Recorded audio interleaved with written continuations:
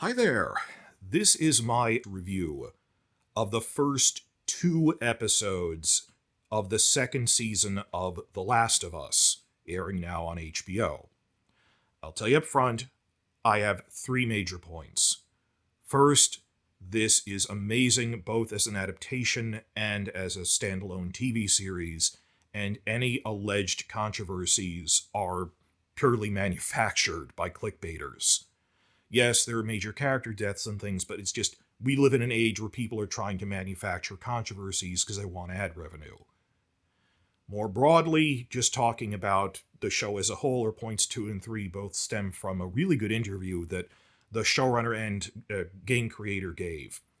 Where point 2 is they're talking about how there were certain minor adjustments they needed to make in the adaptation due to the inherent format differences between a video game and a TV series, which I agreed with the way they explained it of, yeah, it's because of the different format, you need to do it that way. Point 3, though, is they do touch on this a bit, they reiterated it in the interview, they continue to handle zombie action very well in terms of pacing, of thinking of new ways to do it, and Last of Us does this right in ways that late Game of Thrones did wrong. Now, of course, my channel is devoted to the Game of Thrones Westeros franchise, but I like to branch out and just review. I'm watching this show anyway, I might as well post a review without too much editing here. Give my thoughts on it. And I already did this for Last of Us Season 1. I didn't do episode reviews. I did some thematic videos just talking about these are things this show is doing well that Game of Thrones did wrong, in terms of, I have a whole video, I'll link to the older one, more detailed about the zombie action is better in this because they're not overdoing it, they're keeping them scary, they're pacing it, or just how the cinematography was so much better than Game of Thrones. Of course, a lot of things, they really sacrificed cinematography for actor vanity shots, but I had a series of things, and I'll link you to the playlist. This will be part of that playlist of things it did right, Game of Thrones did wrong.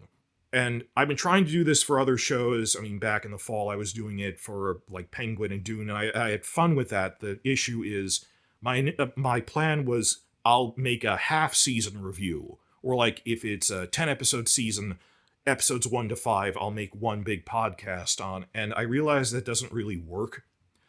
That a better plan is to have an initial reaction at the start of the season, is when people are looking for new things to watch, and then post a final, the season as a whole podcast review later. Why didn't I do this for episode 1 of The Last of Us? Because if I only did one after episode 1, and then one after episode 7, which is the finale this year, I would have missed out on the major character deaths. So it made more sense for me to wait until the real start of the season is after episode 2. So this is a comedy, it's an initial reaction video, and then a season as a whole review video. This is what I'm going to be doing from this point onward. I've shifted, I'll catch up with my other videos, but other shows I want to talk about on my channel, just, to share my thoughts, because it's the crossover appeal of, oh, these are different taste clusters that sci-fi fantasy fans share, of how I'm going to approach this moving forward. But that out of the way, if this is the starting reaction and then the other points, let me cut to the chase here. Yes, Joel dies in the video game. This is compared to Ned Stark's death in Game of Thrones, and it was controversial when it came out in the video game. This is exactly what the video game did. And I don't see how you can criticize this in terms of the TV show. That if people are trying to manufacture controversy, the adaptation did it very well. The showrunner was completely on board. It's sort of like complaining about Ned Stark's death in Game of Thrones Season 1, where, yeah, it's pretty much what George R. R. Martin wrote, and he was still on board with it. That's my question, is anyone criticizing this in its capacity as an adaptation? That it was handled sloppy or done structurally wrong? No. There is a whole thing about, oh, well, people stopped watching because they were Pedro Pascal fans. I understand that if you're a fan of his and just not as interested, if you're a fan of his and just aren't as interested, I understand that. But people going, they ruined our thing. Like, this is a straight up adaptation. I'm going to make more videos about this over time. You've seen how bad it's gotten online, and it isn't just the former Twitter or everything, there is now a cottage industry of people making clickbait, and the problem is they know self-consciously negative clickbait gets a bigger boost in the algorithm.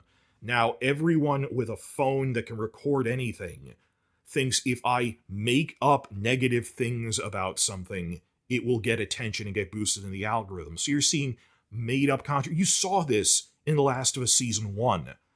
People complaining that Ellie is gay when she's gay in the video game.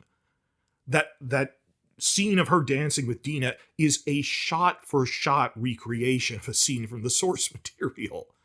That Season 1, they needed to complain, that they made the side story about the survivalist who's gay and then spends 20 years together as a couple and die of old age. That character was gay in the video game. They just expanded on it. But it's anything that's popular, like the top 10 shows of a given year. The leeches need to find something to yell about because they want attention and they want ad revenue, not because they even believe in it.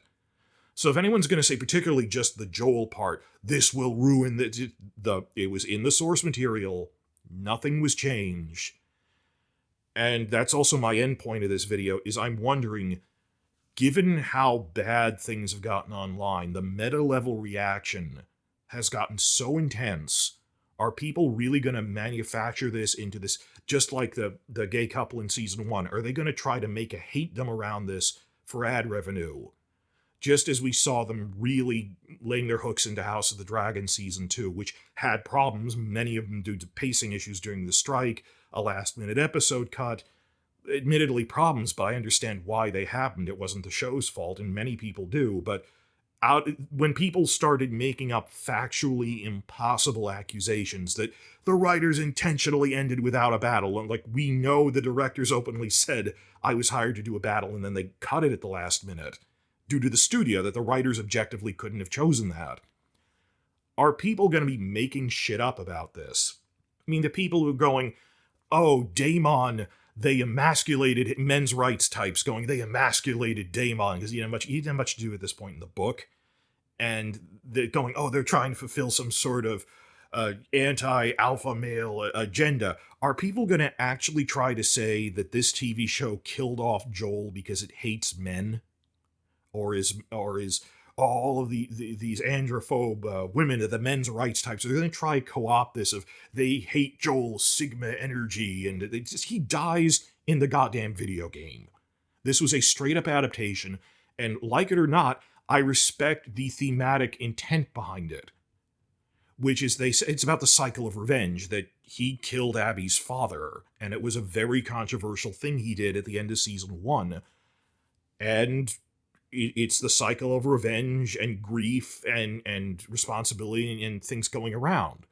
I fully understood what they were doing. I don't know if you could, even if you respect it, you might not enjoy it, and I understand that. But for those trying to manufacture some kind of controversy out of all of this, it's absurd. It's not even that they're doing it for attention or because they believe in it. Their followers repeat whatever they hear. But the ones really driving this shit from like the Manosphere or the Trolldom or whatever the hell it is online, 2chan, I don't know where they move these days, they just want ad money more than anything. So you've seen a lot of manufactured controversies the past year, and I wonder how that's going to play out the next 5 weeks for the next 5 episodes. That's the headliner point I have here. The next two, like I said, point 2, which each of these has a couple of subpoints, is adaptation changes unique to the format shift of video game to TV, which they explained and I agreed with. And these are minor tweaks, they're not controversies. I dare anyone to say in the comments it's a controversy. First off, there's 3 subpoints here, points 2A, B, and C. As they explained in this interview, you can't always work in every gameplay mechanic into a TV show, because a TV show doesn't have like an on-screen health menu, weapons menu, or a HUD, a heads-up display, is part of the game, and you just can't see that on screen like that. It'll never translate into cinema. Like an ammo counter is something that's actually really hard to display on TV, unless it's like James Cameron's Aliens, where they have the nice big digital number of that I'm slowly running out of ammo. current weapons don't really do that, so how do you keep doing that? Or just, my health is down to 49% or something. So now and again, they do try to give nods. This is the right way to do it. Give nods to things that were mechanics in the game. Like, a big thing was in the Season 2, Episode 1, they have Ellie pick up a glass bottle and throw it to distract a clicker, because they rely on echolocation. That's a big gameplay mechanic, and they do it a lot in the game, but they wanted to throw it in because they can't do it every episode, but it's a nod. The big thing I like that they did in terms of just you can't have on-screen menus as much is, and they cited this as an example, when Tommy is facing one of the boss ones, the bloaters, he has a flamethrower, because they're covered in armor, but they can at least be burned, is a better way to get them. That they point out, a flamethrower inherently has a fuel gauge on it. So when he's fighting it, it's cutting back to the fuel gauge, showing how he's incrementally running low on ammo, as if it was an on-screen menu. And they said that was a nod to that games have ammo menus and displays like that. Was a nice way to work it in. So I thought that was clever, and there's certain things that you can't fit in as well, or like certain games where you're like swimming or going out into open vacuum, and you have a finite amount of oxygen that you're running out of. How would you display an ammo bar? I guess you'd have to have a fuel tank as well. Things like that. It doesn't translate well into TV. Bigger point, and this is one where I don't think this was even a controversy. Well, 2B is about Abby and 2C is about Dina. First, that they actually introduce Abby and her full backstory earlier than they did in the game, specifically due to the format shift. That thought went into this, that they explained. A video game is continuous in a way that an episodic TV series isn't. Like, even if you were shocked that Joel died at the start of the second game, you already spent money on this whole big game, and because it sucks you in more, you're going to keep playing to see what happens, because you don't know what's going to come next, versus a TV show, an episodic TV show, because they're moving away from the binge model because it doesn't work. People are more likely to stop watching after a given week's episode. Then how many people are going to look at the ratings? By my end of season review, I'll look at how much did Joel's death affect the viewership numbers. But there's things you can do in a game that you can't in a show, and because a game is continuous, people stuck with it as they gradually revealed Abby's full backstory, that she's avenging her father that Joel killed. Very controversial thing Joel did, because her father wasn't evil. He was desperately, we have to sacrifice her to save the world, to make a cure. Moral dilemma there, and he killed a lot of people to do it. They said that wouldn't work in a TV show. It has to be, you can't make it back heavy. You need to front load it and clearly explain from the get-go, this is who Abby is and why she's doing it, because a mystery on that scale, you can't tease out in a TV show like that. And I agree that they explained that's why we moved that a little out of sequence. Not that this will really affect Game of Thrones, because there aren't any Game of Thrones video games, so you're not really adapting one, but yeah, I can see that. Point 2C, sort of the inverse of that, is with Dina. In the game, it's Joel's brother Tommy who is trapped and witnesses his death along with Ellie. Because they won't kill an unarmed person, but they're making an exception for Joel. They let them live. In the TV show, they switched that to Dina, and they said, why did we do this? Not to fulfill a gay agenda, as the made-up controversies go. They said, Dina is a new character in Season 2 because there's a 5-year time skip between the games. And another aspect of a game is a video game is continuous and it's first person. Mostly you are really taking on the role of you're playing as the character. Even if you're not looking through their eyes like a first-person camera and it's a third-person camera, you still identify with the character so much because you're controlling them. It is essentially a first-person story. TV show is third-person. And they said the difference is, with less dialogue, you can convey deeper character relationships in the first-person format of a video game. That when you're playing as Ellie, right from the beginning of the game, when they say, here's Dina, she's Ellie's really good friend, who's also a really good friend with Joel, and they've been really part of their team for the past 5 years off-screen, you're more ready to believe it because you're playing as Ellie. That when Joel is telling Ellie, I know you and Dina have been friends for like 3 years now, it sinks in more. Versus it's a harder sell in a TV show compared to a game. And I can see that they said we wanted as a shorthand to show how much Dina was traumatized by this too and cared about Joel by having her with him when that happened, to show their connection, which otherwise we felt you can do that in a video game with very shorthand, explain, oh, that's your great friend, because you're being told it directly. TV show can't do that as easily, so they felt they had to hammer it home by making her more prominent. And yeah, I can see why, because of the format shift, you would need to do that. Last thing is, I'm not going to spend much time on this because I already have a whole video about it earlier. It's just the right way to use action and pace it on a season scale. Really 2 points. You see, it's about using zombies sparingly and coming up with new ways to use them because repetition gets boring.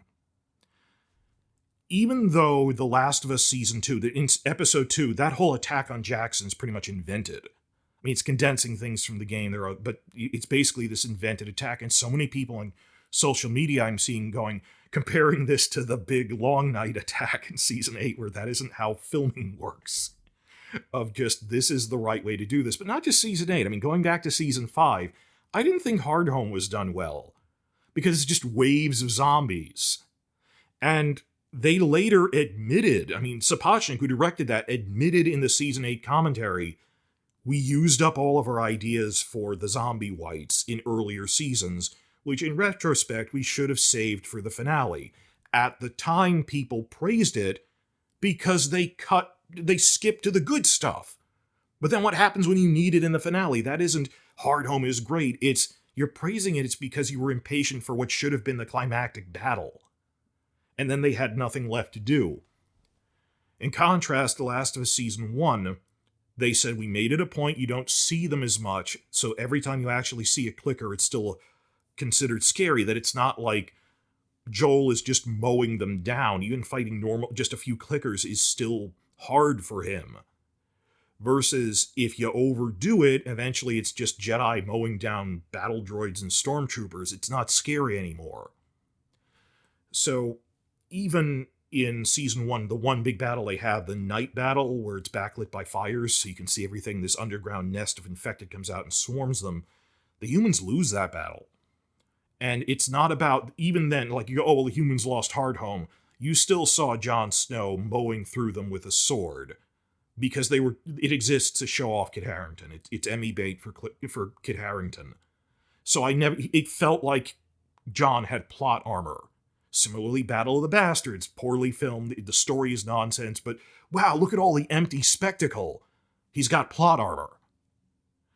In contrast, that night battle Season 1, Ellie is just trying to slip through them and survive. She's not mowing them down. She jumps in a car, one infected girl coming after her in the car is still treated as scary. That's them escaping, they're not killing a bunch of them, and the other armed to the teeth human militia is getting overwhelmed by them. So they did it that way. Even in Season 2, they just continue that trend, where they handle this well, that while there is this invented battle, they're taking heavy losses, they're fighting them intelligently, using firebombs, they're using elevated positions, they still manage to get through, they fight back as intelligently as they can, still taking losses. Okay, this was the one, and just from the video game, I don't think we're going to get another action scene on this scale again, because after this becomes this lone wolf hunt for Abby and stuff. Maybe in the Seattle arc, where there is the war between the two factions in Seattle, but different thing. Point is, in the interview, they stressed, this does not exist for empty spectacle. Which is Hardhome and Battle of the Bastards were empty spectacle, which ended up overusing the zombies and making them not scary anymore. They said, this exists and we invented it for the show to drive home the thematic point that nothing is safe. And then Joel will die. That for 5 years they've been in the relative safety of the safety bubble of this survivor enclave up in the mountains of Wyoming, where it's pretty much a functional society. They're living relatively comfortably. and that no, nothing is safe, that even mentally, psychologically, they're trying to get that point across, and then show Joel gets killed by humans, not even the infected. So it's, wow, themes are for 8th grade book reports. It's thematically, nothing is safe. And again, I don't hate that Benioff said that flippant. Oh, it's what? You're a writer. That it's, and then the person interviewing him just laughs it off, or what? I'm not angry at him for saying that, but that reporters would repeat it as, isn't that funny, when if anything you should be actively criticizing. What screenwriter would ever say something like that themes are for 8th grade book reports? It's the free pass they got. But no, here the theme is nothing is safe, that the battle has a point. It isn't just, and yes, the eye candy is fun, but it's to show this is a dangerous world, and they're not as safe as they thought they were. It was great. Second half of that, using the infected sparingly and with purpose. Like, this is the big battle of the season. Just there was a big battle in season 1, but it was only one of them. And this is really my main point here. They only introduce the stalkers in season 2.